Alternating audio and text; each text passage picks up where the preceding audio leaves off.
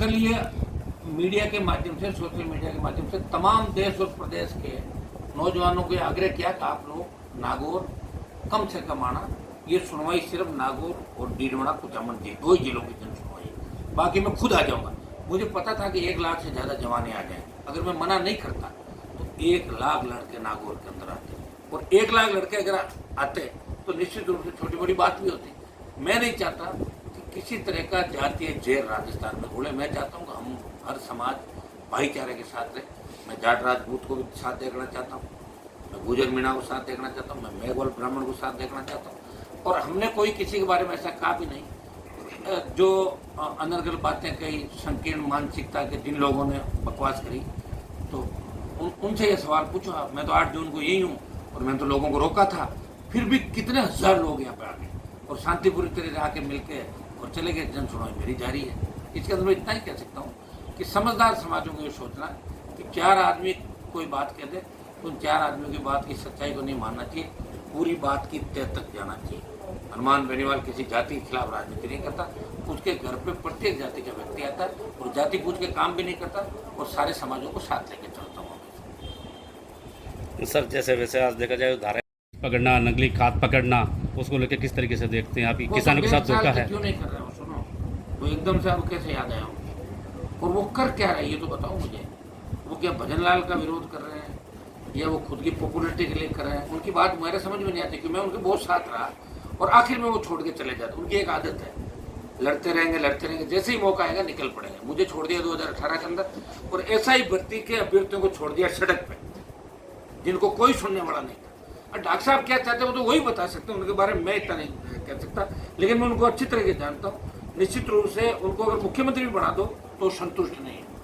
वो ये कहते हैं धरती पे उनके जैसा नेता कोई हुआ ही नहीं धरती पर, नहीं होगा। अब वो बात कैसे स्वीकार हो सकती है बताओ? दूसरे को नहीं मानते, दूसरे का फोटो का छप जाए एक बार में तो स्वीकार नहीं होगा। वो तो कहेगा मैं ही हूँ सब कुछ, और वो चलता नहीं। पार्टी बना के देख लेना आपने, वो भी पार्टी आपके नहीं बना, उधार की पार्टी लाए थे, फिर भी 4 ही MLA आए थे, तो लोगों ने नहीं माना और अपना आपने विलय कर लिया, बाद में चले गया बीजेपी के अंदर। आप अगर ये खाद बीज और ये सारे मामला कर रहे हैं तो बीजेपी की दिल्ली में सरकार है, और जहाँ किशनगढ़ के अंदर छापा मारा गया वो तो कृषि मंत्री बीजेपी पार्टी के हैं, उनका इलाका है। तो क्या कर रहे हो आप और किसको दिखाना चाहते हो? तो भजनलाल जी के कहने से कर रहे हो या खुद कर रहे हो?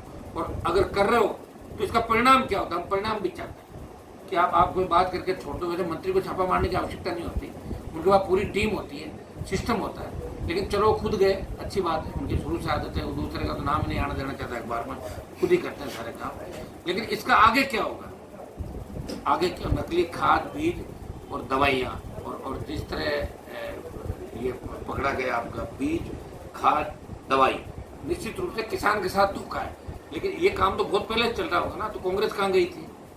बीजेपी 1.5 साल से डॉक्टर साहब क्या करते हैं इनको पता ही नहीं। तो इनके क्या अंदर डिपार्टमेंट में इतनी भी पकड़ नहीं है क्या?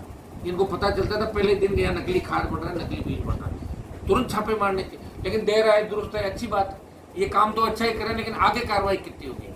कहीं ऐसा नहीं हो फैक्ट्रियाँ वापिस खुल जाए और काम वापिस जारी हो जाए। इस चीज़ का भी हमें देखना कि एक बार आगे इसका परिणाम क्या निकलता है, परिणाम क्या होता है, परिणाम क्यों हमें जाना है। ऐसे ही भर्ती के जो धरना प्रदर्शन चल रहा था वहाँ ऐसा ही भर्ती रद्द होने वाली है, उसका श्रेय लेने के लिए आप बच्चों को इकट्ठा करके और धरना प्रदर्शन कर रहे हैं, इसमें क्या सत्यता है?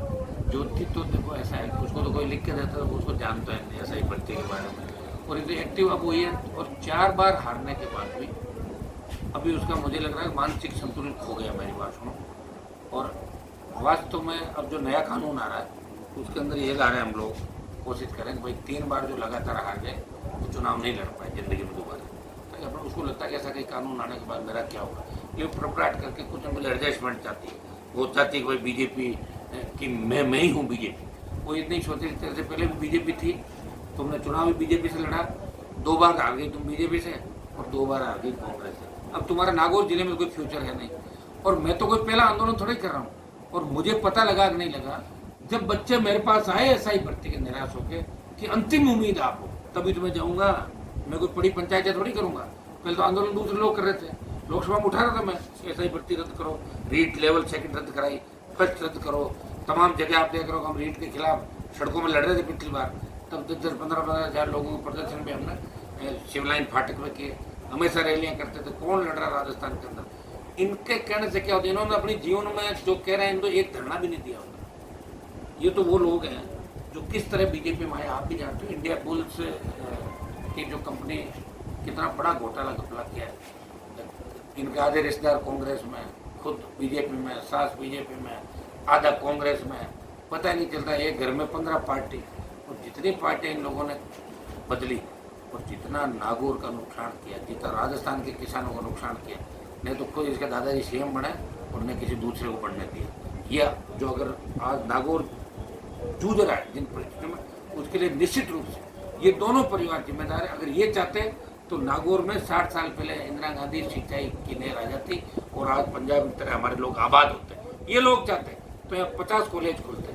ये लोग चाहते कि अच्छे विश्वविद्यालय खुलते। ये लोग चाहते तो यहाँ रोजगार, नमक, marble, limestone, China colour, gypsum, आप देखिए कुछ नहीं किया इन्होंने। 2008 के बाद ये स्कॉर्पियो फॉर्च्यूनर अगर नागौर में घूम रही है तो 2008 के बाद, 2003 के बाद, 99 के बाद जब हनुमान बेनीवाल यहाँ आया, उसने संघर्ष किया, लोगों को जगाया, दलालों को खत्म किया, नेताओं की दुकानें बंद करी और लोगों को लड़ना सिखाया।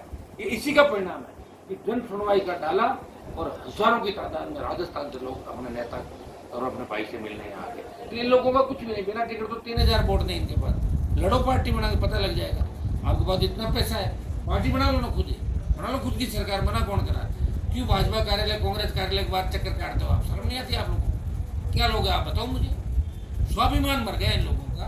और जिनका मान सम्मान स्वाभिमान नहीं, उनके बारे में ज्यादा बात करना ठीक नहीं। लोकतंत्र के अंदर हार जीत ही होती है। एक बार हार सकता है आदमी, 2 बार हार सकता है। 1 2 3 4 अपन कहते हैं 1 2 3 4, उसके बाद कुछ नहीं मिलता। 1 2 3 ही होता है। 1 2 3 1 2 3 4 गया, 1 2 3 4, अब कुछ नहीं। इनका कोई फ्यूचर यहाँ पे नहीं है। और आगे भी आजमा के देख लें, चुनाव लड़ लें एक बार, अच्छा मौका है। कहीं से जिला प्रमुख अगर बनना चाहे तो और कर देंगे तैयार। कितना जो बैठा ना कामों से मिलने के लिए। एक दिन मैंने कहा भाई, कल मैंने ट्वीट भी किया शाम के समय कि आप लोग मत आना, मैं प्रत्येक जिला मुख्यालय में जाऊंगा राजस्थान के अंदर और अन्य राज्यों के अंदर भी अग्निवीर के खिलाफ जो अपन आंदोलन चला रहे हैं, तो मैं खुद आऊँगा। लेकिन बच्चे जिद करके माने नहीं। और आज जो आवाजाही रही नागौर के अंदर, आपने देखा होगा कि हजारों की तादाद के अंदर हमारे संसदीय क्षेत्र के अलावा राजस्थान के प्रत्येक जिले से नौजवान और किसान अपनी अपनी पीड़ा लेके, और कुछ लोग ये कहने के लिए कि हनुमान जी आप संघर्ष करो, हम आपके साथ है, अपनी अपनी गाड़ियाँ लेके यहाँ पे आए। निश्चित रूप से ऐसा ही भर्ती को रद्द कराने का हमारा जो चल रहा है, प्रधानमंत्री से कल हम समय मांगेंगे 9 तारीख को, और 2-3 दिन में उम्मीद है प्रधानमंत्री में समय दे दे तो एक बार डेलीगेशन पीएम के यहाँ जाएगा। ये सारी जो बीजेपी के लोगों ने वोट लिया राजस्थान के जवानों का कि हम ऐसा ही भर्ती रद्द करेंगे, फर्जीवाड़ा जो भी हुआ पकड़ेंगे, बड़े मगरमच्छ पकड़ेंगे। आरपीएससी का पुनर्गठन, आरपीएससी के 2 मेंबर जेल के अंदर है और 3 चेयरमैन से पूछता नहीं, उससे पहले भी आरपीएससी के 1 चेयरमैन पकड़े गए हैं 2014 में। तो राजस्थान के नौजवान का फ्यूचर क्या होगा? किस तरह बच्चे तैयारी कर रहे हैं जयपुर दिल्ली के अंदर, किसान के बेटे, आम आदमी के बेटे, हमारे मजदूरी जो करते हैं, छोटे उद्योग वाले लोग, उनके बच्चे भी, बेटियां भी तैयारी करके वो कुछ बनना चाहती है। लेकिन दुर्भाग्य इस बात का, वो कड़ी मेहनत लाइब्रेरी के अंदर करती है, पूरी मेहनत करती है, फिर भी पेपर लीक की घटनाएं हो रही है। और पेपर लीक की घटनाएं भी हो रही है। पेपर लीक के पीछे जो सरगना है वो कांग्रेस के बड़े बड़े नेताओं के नाम उसके अंदर आ रहे हैं, आप देखिए। और बीजेपी उनको पकड़ नहीं रही है। तो मिला जुली का खेल है। भजन लाल जी ने कहा था बीच में कि कांग्रेस के कुछ नेता रात के अंदर मेरे से मिलने आते हैं। तो आप देखिए ये हालात राजस्थान के। कांग्रेस अपनी अलग संविधान बचाओ यात्रा में मस्त, उसको कोई मतलब नहीं राजस्थान में क्या हो रहा। जिस तरह अलवर के अंदर आईसीयू में एक महिला के साथ दुष्कर्म की घटना होती, सरेआम लूट खचोट की घटनाएं, वीडियो वायरल करना, मारपीट, दलितों में अत्याचार, जिस तरह डीडवाना क्षेत्र के अंदर एक सरपंच के साथ, जिस तरह खरेज के सरपंच के परिवार के साथ जानलेवा हमला हुआ, हर जगह आप देखिए, हर जगह राजस्थान में चारों तरफ अपराध ही अपराध आपको दिखेगा। और ऐसे ऐसे लोग, विकृत मानसिकता के लोग सरकारों को चुनौती दे रहे हैं कि हम ये कर देंगे, वो कर देंगे, और सरकारें शांत है, सरकारें चुप है। इस राजस्थान को बचाने की आवश्यकता है। और इस राजस्थान को बचाने के लिए, नौजवान को बचाने के लिए, किसान को बचाने के लिए राष्ट्रीय लोकतांत्रिक पार्टी, जो एजेंडा हमारा पार्टी गठन के समय था, उस एजेंडा के साथ हम काम कर रहे हैं। आवश्यकता पड़ी तो इस आंदोलन को जो हम कर रहे हैं उसको लेकर दिल्ली कूच भी हो सकता है, किसी रेलवे ट्रैक और हाईवे को भी जाम किया जा सकता है। यह आंदोलन का अगला पड़ाव होगा, जिसका कल पीएम से टाइम मांगने के बाद जल्दी हम आपको इस मामले से अवगत करा देंगे। आज जो नागौर के अंदर जनसुनवाई हुई, इसमें हजारों इस संसदीय क्षेत्र की समस्याएं आई, पूरे राजस्थान की समस्या आई। मैं प्रयास करूंगा कि प्रत्येक व्यक्ति जो मेरे पास पहुंचा उनकी समस्याओं का समाधान हो। आज सरकार हमारी नहीं है, लेकिन हम पीछा करें तो काम भी हमारे नहीं रुकेंगे, क्योंकि सांसद खुद डीसी, दिशा, आपकी ये जो रोड ट्रांसपोर्ट, ऐसी कई कमेटियों के खुद भी चेयरमैन होते हैं संसदीय क्षेत्रों। तो JJM जैसे जल जीवन मिशन आपकी ये हो गए और कई ऐसे काम हो गए। तो निश्चित रूप से प्रत्येक व्यक्ति की पीड़ा सुन के उनका काम करेंगे। मैं उन नेताओं की तरह नहीं हूँ जो ये कह दे कि हमारी तो सरकार नहीं है, जो ये कह दे कि आपने तो वोट नहीं दिया, हरा दिया। मैं 24 घंटे मेरी अनुवर्तियाँ लगातार जनसुनवाई चलती है। आप देख रहे हो शहीद स्मारक पर भी लोग काम के लिए आते हैं, मैं वहाँ भी काम करता हूँ, फिर घर जाके वापस चालू करता हूँ। तो प्रयास लगातार कर रहा हूँ और उसी का परिणाम है कि नागौर में जो अच्छी सड़कें आप देख रहे हो जिले के अंदर, डीडवाना जिले के अंदर, ये हनुमान बेनीवाल के संघर्ष का परिणाम है। नागौर जोधपुर 4 लेन हो रहा है और नागौर बीकानेर की 4 लेन की स्वीकृति भी जल्दी करा देंगे।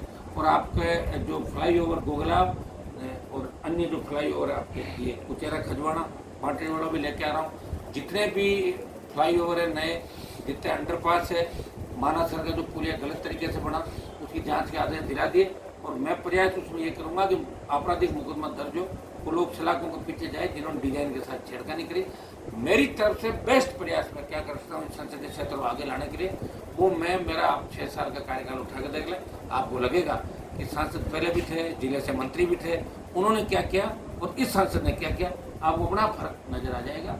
या प्रत्येक व्यक्ति की पीड़ा सुनी, प्रत्येक जाति, प्रत्येक समाज को साथ लेके चला।